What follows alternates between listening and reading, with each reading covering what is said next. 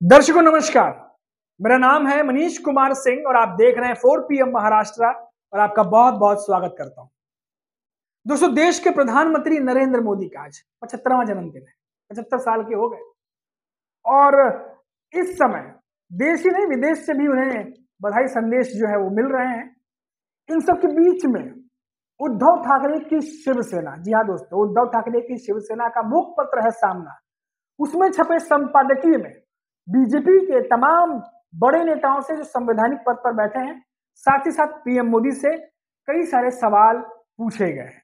उनके जन्मदिन के मौके पर उद्धव ठाकरे की शिवसेना ने कई तीखे सवाल पूछे। शायद वो संपादकीय बीजेपी के नेताओं को नहीं पढ़ना चाहिए, लेकिन क्योंकि खबर है और खबर आप तक पहुंचाना है तो हम वो काम करेंगे। दोस्तों, उद्धव ठाकरे की शिवसेना का जो मुखपत्र है सामना, उसमें पूछा गया है कि जन्मदिन तो हम सबको मनाना चाहिए, वरिष्ठ नेता है तो उनके पार्टी के नेताओं को भी मनाना चाहिए, लेकिन जो बेसिक बुनियादी सवाल है उनसे भागना भी नहीं चाहिए।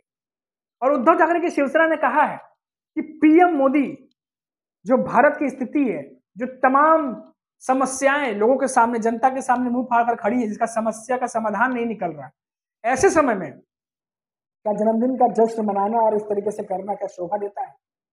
दोस्तों, उन्होंने पूछा है कि देश की 140 करोड़ जनता में से आप ये दावा करते हैं कि 80 करोड़ जनता को मुफ्त राशन आप दे रहे हैं, तो क्या ये पीठ थपथपाने की बात है? क्या ये गर्व का विषय है? भारत जैसे देश में जहां 140 करोड़ लोग रहते हैं, वहां 80 करोड़ लोगों को आप अगर मुफ्त राशन दे रहे हैं तो वो गरीबी रेखा के नीचे आते हैं।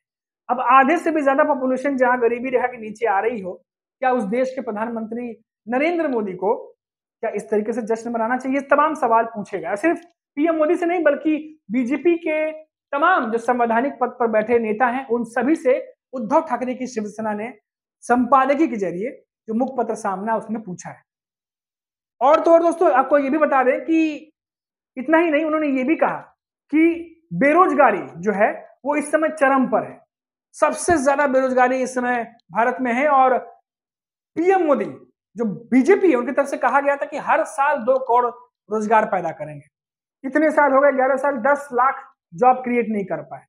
इसको लेकर के भी अब विपक्ष जो है, आज के दिन जब प्रधानमंत्री नरेंद्र मोदी का जन्मदिन मनाया जा रहा है, बधाइयां संदेश मिल रही है, उनके पार्टी के नेता तो गदगद हैं। सुबह से मैसेज आप देख रहे होंगे किस तरीके से दिए जा रहे हैं।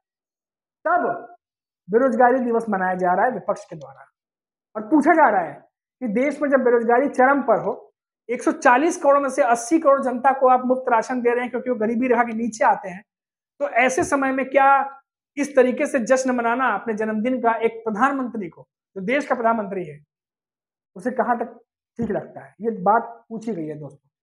इतना ही नहीं, संजय राउत, उद्धव ठाकरे की शिवसेना के बड़े नेता, उन्होंने कहा कि क्या कर्ज के पैसे से ये जो जन्मदिन का जो कह सकते हैं जो जश्न मन रहा है, क्या वो कर्ज के पैसे से मन रहा है? अब ये तीखा हमला जो है वो उद्धव ठाकरे की शिवसेना से किया गया है बीजेपी पर। अब दोस्तों, कि बीजेपी के नेता इस पर क्या जवाब देंगे, नहीं देंगे, ये तो भी आने वाला वक्त बताएगा जब उनसे इस बारे में सवाल पूछा जाएगा। हालांकि आजकल बीजेपी और उद्धव ठाकरे के बीच में तू-तू मैं काफी चल रही है।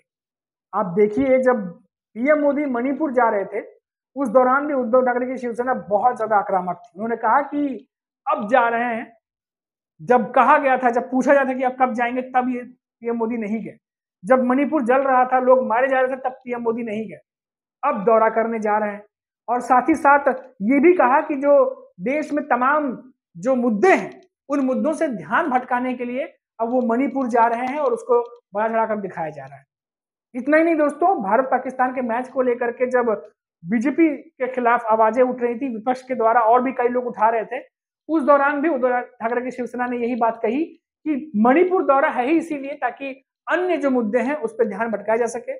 भारत पाकिस्तान के मैच पर बीजेपी को घेरे ना, उस पर बात ना हो, इसलिए इन चीजों को ज्यादा उठाया जा रहा है। इन मामलों पर भी महाराष्ट्र में जमकर बवाल कटा, जमकर सियासत हुई। उसके बाद अभी 14 सितंबर को जब भारत पाकिस्तान का मैच हो रहा था, उससे 2 से 3 दिन पहले से ही, 4 दिन पहले से ही उद्धव ठाकरे की शिवसेना जबरदस्त तरीके से हमलावर थी पीएम मोदी और बीजेपी पर। संजय राउत से लेकर उद्धव ठाकरे तक लगातार प्रेस कॉन्फ्रेंस कर रहे थे और कह रहे थे कि जब ऑपरेशन सिंदूर हुआ था उस समय बीजेपी के नेता झंडा लेकर निकल रहे थे और कहा कि ऑपरेशन सिंदूर अभी भी जारी है। अगर जारी है तो फिर ये इंडिया पाकिस्तान का मैच क्यों हो रहा है, क्रिकेट क्यों हो रहा है? उसके बाद सवाल ये भी पूछा गया कि पीएम मोदी कहते हैं कि खून और पानी एक साथ नहीं बह सकता, तो पानी नहीं बह सकता तो क्रिकेट खेला जा सकता है क्या? फिर उसके बाद कहा गया कि पीएम मोदी अपने संबोधन में कहते हैं कि मेरे रगों में खून नहीं सिंदूर दौड़ता है। अब उस बात का क्या फिर जब क्रिकेट मैच हो रहा है? तो बीजेपी के राष्ट्रवाद और उसकी देशभक्ति जो है वो झूठी है, ये बात उद्धव ठाकरे कहते नजर आए प्रेस कॉन्फ्रेंस में। पूरी तरीके से तिलमिलाए हुए थे और अग्रेसिव दिखाई दे रहे थे। प्रेस कॉन्फ्रेंस जिस तरीके से कर रहे थे, जिस तरीके से बयान दे रहे थे, और निश्चित तौर पर हमने देखा कि भाजपा के नेताओं को उनके बयान पसंद नहीं आ रहे थे। हालांकि अब बोले भी तो क्या बोले, अब डिफेंड तो करना ही है, भाजपा में शामिल है, नेता है, तो बीजेपी को तो बचाना है। तो जो भी जवाब आए वो गला से उतरने लायक तो नहीं थे, लेकिन फिर भी उसको किया गया कि भाई ये 2 पक्षीय मैच नहीं है, हम भारत में बुला के थोड़ी खेल रहे हैं, ये हमारी टीम पाकिस्तान थोड़ी जा रही है, ऐसे ऐसे जवाब आए। सवाल ये था कि मैच क्यों हो रहा है, और इसको लेकर हमने देखा कि पूरे महाराष्ट्र में उद्धव ठाकरे की शिवसेना ने अलग अलग जगह पर विरोध प्रदर्शन किया, प्रोटेस्ट किया, आंदोलन किया।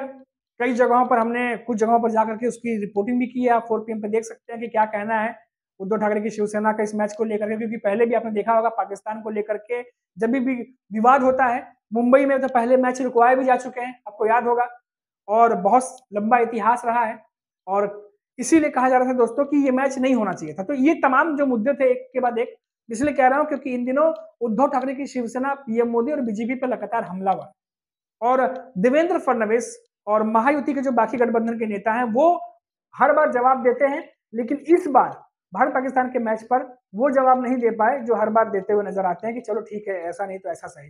लेकिन इस मामले पर सब बीजेपी के नेता कोई भी जवाब दिया हो घिरते हुए ही नजर आए, क्योंकि सभी को पता है कि राष्ट्रवाद, देशभक्ति और इन तमाम बातों का इस्तेमाल चुनाव के संबोधनों में होता है।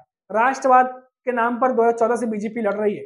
उसके बाद जब पाकिस्तान से इतनी तलखियां हो गई, गोला बारूद चल गए, मिसाइलें चल गई, फाइटर जेट उड़ गए, 4-5 फाइटर जेट गिर भी गए, उसके बाद भी मैच खेला जा रहा है।